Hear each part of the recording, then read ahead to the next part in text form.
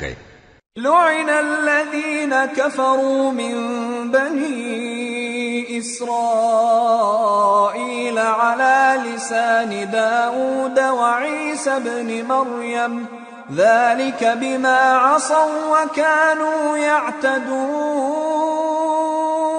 كانوا لا يتناهون عن منكر فعلوه لبئس ما كانوا يفعلون۔ جو لوگ بنی اسرائیل میں کافر ہوئے ان پر داؤد اور عیسیٰ ابن مریم کی زبان سے لعنت کی گئی، یہ اس لیے کہ نافرمانی کرتے تھے اور حد سے تجاوز کیے جاتے تھے، اور برے کاموں سے جو وہ کرتے تھے ایک دوسرے کو روکتے نہیں تھے، بلا شبہ وہ برا کرتے تھے۔ ترى كثيرا منهم يتولون الذين كفروا لبئس ما قدمت لهم أنفسهم أن سخط الله عليهم وفي العذاب هم خالدون ولو كانوا يؤمنون بالله والنبي وما أنزل إليه ما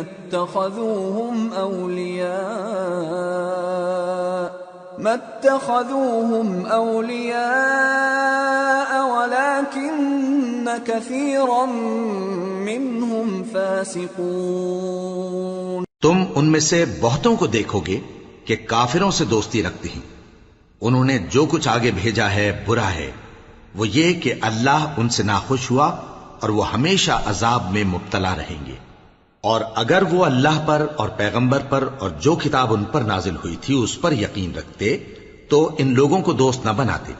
لیکن ان میں اکثر بد کردار ہیں۔ لَتَجِدَنَّ أَشَدَّ النَّاسِ عَدَاوَةً لِّلَّذِينَ آمَنُوا الْيَهُودَ وَالَّذِينَ أَشْرَكُوا وَلَتَجِدَنَّ أَقْرَبَهُم مَّوَدَّةً لِّلَّذِينَ آمَنُوا الَّذِينَ قَالُوا إِنَّا نَصَارَىٰ ذلك بأن منهم قسيسين ورهبانا وأنهم لا يستكبرون۔ اے پیغمبر، تم دیکھو گے کہ مومنوں کے ساتھ سب سے زیادہ دشمنی کرنے والے یہودی اور مشرک ہیں، اور دوستی کے لحاظ سے مومنوں سے قریب تر ان لوگوں کو پاؤ گے جو کہتے ہیں کہ ہم نصارہ ہیں، یہ اس لیے کہ ان میں عالم بھی ہیں اور مشائخ بھی، اور یہ کہ یہ تکبر نہیں کرتے۔